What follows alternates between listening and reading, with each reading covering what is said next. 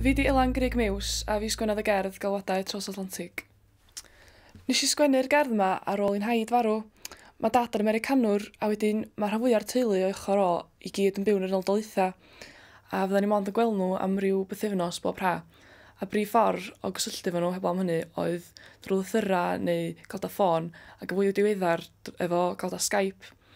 Wedyn ar ôl colli'n haid, o'n i'n gweld mae llythyr yn gadael gwaddol, mae'n beth yna, a mae hynny'n galad ffôn, yn gadael bil y ffôn, dydy. Ond efo gael da Skype, os oedd ddim tystiolaeth, bod chdi'n cael sgwrs efo neb, unwaith da chi wedi diffodd y sgrin, mae bob dim di mynd, a dyna'r tristwch am hwnni.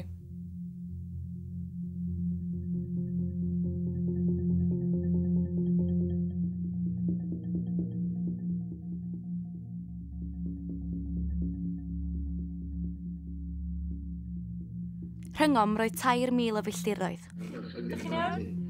A hanner eiliad o lag ar sgrin gyfrifiadur.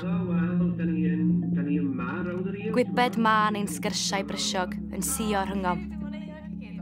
A'n geiriau'n baglu tros wifrau'n gymalau herciog. Nina'n sibrwd cyfarchion rhwng gysgodion. O dim mwy na ffixels ar sgrin, wrth i fanio'n lithro trwy graciau yn y gwydyr, gan ddiflannu. Un ar ôl un, fel tywod trwy'n nwylo. Ac wedi all gyfnodi, mae'r sgrin yn llynyddu, a thithau'n diflannu. Gan adael un cofnod o'n perthynas ni.